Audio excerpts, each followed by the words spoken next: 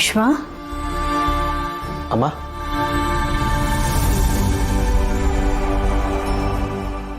ಏನಮ್ಮ, ಏನಾದರೂ ಹೇಳೋದಿತ್ತಾ? ಏನಿಲ್ಲ, ನಿನ್ನೊಂದು ವಿಷಯ ಕೇಳಬೇಕಾಗಿತ್ತು. ಏನು ಕೇಳಮ್ಮ? ನೀನು 2 ಸಲ ಜಯಂತ್ ಅವ್ರ ಮನೆಗೆ ಹೋದಾಗಲೂ ಅವ್ರ ಹೆಂಡತಿನ ನೋಡೋಕ್ಕಾಗಲಿಲ್ವಾ?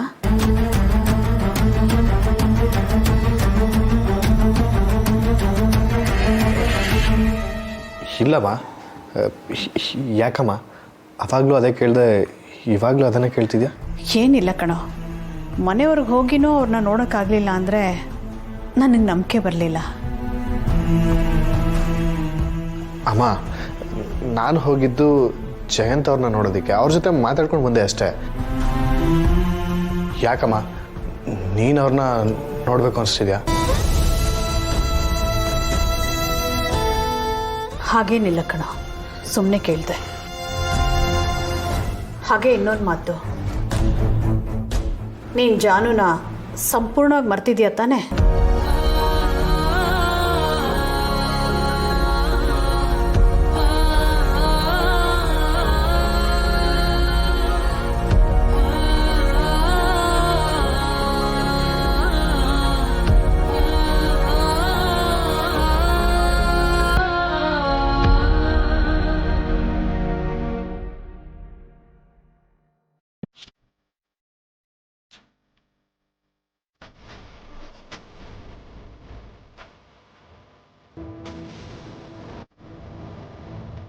ಯಾಕೋ ವಿಶ್ವ ಸುಮ್ಮನಾಗ್ಬಿಟ್ಟೆ? ನನ್ನ ಪ್ರಶ್ನೆಗೆ ಉತ್ತರ ಕೊಡು. ಅವಳನ್ನ ಅಷ್ಟು ಸುಲಭವಾಗಿ ಮರೆಯೋದಕ್ಕಾಗತ್ತೇನಮ್ಮ? ಮರಿಬೇಕು ಅಂತ ಎಷ್ಟು ಪ್ರಯತ್ನ ಪಟ್ಟರು ನನ್ನ ಕೈಯಿಂದ ಆಗ್ತಿಲ್ಲ. ಮೋಸ್ಟ್ಲಿ ನಾನು ಬದುಕಿರೋವರೆಗೂ ಅದು ಸಾಧ್ಯ ಇಲ್ಲ ಅಂತ ಅನ್ಸುತ್ತೆ. ಯಾಕೋ ಏನೇನೋ ಮಾತಾಡ್ತಾ ಇದೆಯಾ? ಮೊದಲು ಅವಳ ಯೋಚನೆಯಿಂದ ಹೊರಗಡೆ ಬಾ. ಗೊತ್ತಿಲ್ಲಮ್ಮ, ಅವಳನ್ನ ಮರ್ತಿದ್ದ ದಿವಸ ನಾನು ಇರಲ್ಲ ಅಷ್ಟೇ. ಬೇಡ ವಿಶ್ವ, ಹೀಗೆಲ್ಲ ಯೋಚನೆ ಮಾಡಿ ನಿನ್ನ ಮನಸ್ಸನ್ನ ಹಾಳು ಮಾಡ್ಕೋಬೇಡ. ಋಣಾನುಬಂಧದಲ್ಲಿ ಇಲ್ಲದೆ ಇರೋದನ್ನ ಪಡ್ಕೊಳ್ಳೋದಕ್ಕೆ ಪ್ರಯತ್ನ ಪಡಬಾರ್ದು. ಅದು ನನಗೆ ಅರ್ಥ ಆಗಿದೆ ಅಮ್ಮ, ಅದಕ್ಕೆ ನಾನು ಸುಮ್ಮನೆ ಇರೋದು. ಅವಳು ಇಲ್ಲೇ ಇದ್ರು ಚೆನ್ನಾಗಿರ್ಲಿ ಅಂತ ಬಯಸ್ತೀನಿ ಹೊರತು ಬೇರೆ ಇನ್ಯಾವ ಆಸೆನೂ ಇಲ್ಲ. ಅವಳು ಗಂಡನ ಜೊತೆ ಅವಳು ಅನ್ಯೋನ್ಯವಾಗಿದ್ದಾಳೆ. ಅವಳ ಲೈಫು ತುಂಬ ಚೆನ್ನಾಗಿದೆ, ಅದು ಹಾಗೆ ಇರಲಿ. ನಿನ್ನ ಮಗನಾಗಿ ನಾನಿನ್ನು ಕೊಡ್ತಿರೋ ಮಾತಿದು.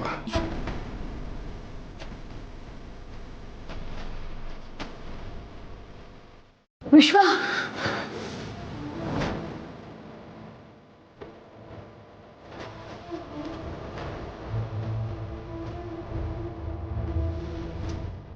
ಇದೆಲ್ಲ ನನ್ನಿಂದನೇ ಆಗಿತ್ತು. ಜಾನು ಲಕ್ಷ್ಮಿ ಮಗಳು ಅಂತ ಗೊತ್ತಿಲ್ಲದೆ ಅವಳನ್ನ ನಾನೇ ನಿನ್ನಿಂದ ದೂರ ಮಾಡಿಬಿಟ್ಟೆ. ಇದಕ್ಕೆ ನಾನು ಎಷ್ಟು ಕ್ಷಮೆ ಕೇಳಿದ್ರೂ ಕಮ್ಮಿನೇ ಕಣೋ. ಆದರೆ ಈ ಸತ್ಯನ ನಿನ್ನ ಹತ್ರ ಹೇಳೋಕ್ಕಾಗದೆ ಒತ್ತಾಡ್ತಾ ಇದ್ದೀನಿ.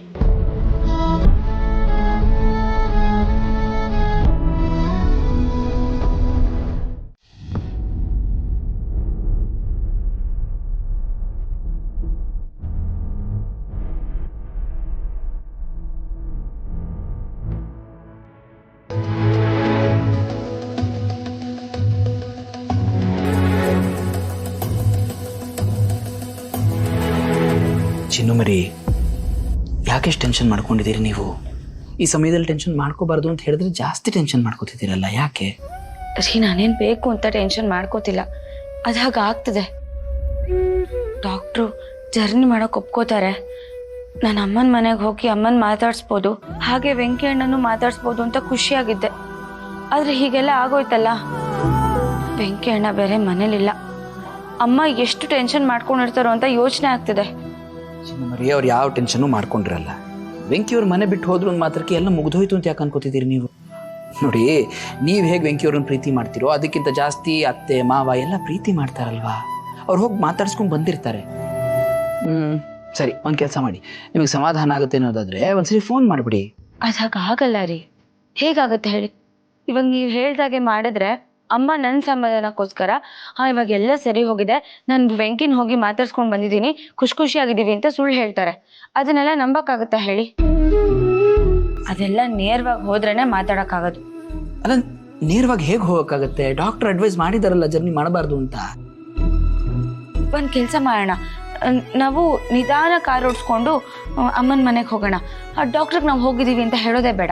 ಏನು ಮಾತಾಡ್ತಾ ಇದ್ದೀರಿ ಚಿನ್ನು ಮರಿ? ಅಲ್ಲ, ನಿಮ್ಗೆ ಸೀರಿಯಸ್ನೆಸ್ಸೇ ಅರ್ಥ ಆಗ್ತಾ ಇಲ್ವಾ ಸಿಚುವೇಶನ್ದು? ಈಗ ನಾವು ಹಾಗೆ ಡ್ರೈವ್ ಮಾಡ್ಕೊಂಡು ಹೋದರೆ ಡಾಕ್ಟರ್ ಅಡ್ವೈಸ್ ಮೀರಿ ಮಗು ಆರೋಗ್ಯಕ್ಕೆ ಏನಾದ್ರು ತೊಂದರೆ ಆದರೆ ಏನು ಮಾಡೋಣ? ಮಗು ಆರೋಗ್ಯನೂ ಮುಖ್ಯ ತಾನೆ. ನೀವು ಸ್ವಲ್ಪ ದಿನ ಆರಾಮಾಗಿರಿ ಅಂತ ಹೇಳ್ತಾ ಇದ್ದೀನಲ್ಲ. ರೀ, ನನ್ಗೆ ಆಗ್ತಿಲ್ಲ ರೀ, ನಂಗೆ ಅವ್ರನ್ನ ನೋಡಬೇಕು ಅನ್ನಿಸ್ತಿದೆ. ಪ್ಲೀಸ್ ಹೇಗಾದರೂ ಮಾಡಿ ಕರ್ಕೊಂಡು ಹೋಗಿ ನನ್ನ. ಹಾಗಾದರೆ ನಾನು ನಿಮ್ಮನ್ನು ನೋಡ್ಕೊಳ್ಳೋದ್ರಲ್ಲೇ ಏನೋ ಕೊರತೆ ಆಗಿದೆ ಅಂತ ಅರ್ಥ. ಯಾಕಾಗ ಅನ್ಕೋತಾ ಇದ್ದೀರಾ? ನಾನು ಆ ಥರ ಅರ್ಥದಲ್ಲಿ ಹೇಳಿದ್ದಲ್ಲ. ಏನು ಅನ್ಕೊಳ್ಳಿ ಚಿನ್ನು ಮರಿ, ನಿಮ್ಮನ್ನು ಚೆನ್ನಾಗಿ ನೋಡ್ಕೋಬೇಕು, ಸೇಫಾಗಿರಬೇಕು, ನಿಮ್ಮನ್ನ ಮಗುನ ಅಂತ ನಾನು ಎಷ್ಟೆಲ್ಲ ಪ್ರಯತ್ನ ಮಾಡ್ತಾ ಇದ್ದೀನಿ. ಆದರೆ ಇಲ್ಲ, ಟೆನ್ಷನ್ ಮಾಡ್ಕೋಬೇಡಿ ಅಂದರೆ ಟೆನ್ಷನ್ ಮಾಡ್ಕೋತೀರಿ. ಡಾಕ್ಟ್ರು ಜರ್ನಿ ಮಾಡೋದು ಬೇಡ ಅಂತ ಹೇಳಿದ್ರೆ ಜರ್ನಿ ಮಾಡೋಣ ಅಂತ ಹೇಳ್ತೀರಿ. ನೋಡಿ, ಒಂದು ಸ್ವಲ್ಪ ದಿನ ಸಾವಕಾಶವಾಗಿ ಆರಾಮಾಗಿರಿ ನೀವು. ನಾನು ನಿಮ್ಮನ್ನು ಚೆನ್ನಾಗಿ ನೋಡ್ಕೋತೀನಿ, ನಿಮ್ಮ ಆರೈಕೆ ಮಾಡ್ತೀನಿ, ಆಮೇಲೆ ನೋಡೋಣ. ಬೇರೆ ಹಣ್ಣು ತೊಗೊಂಡು ಬರ್ತೀನಿ.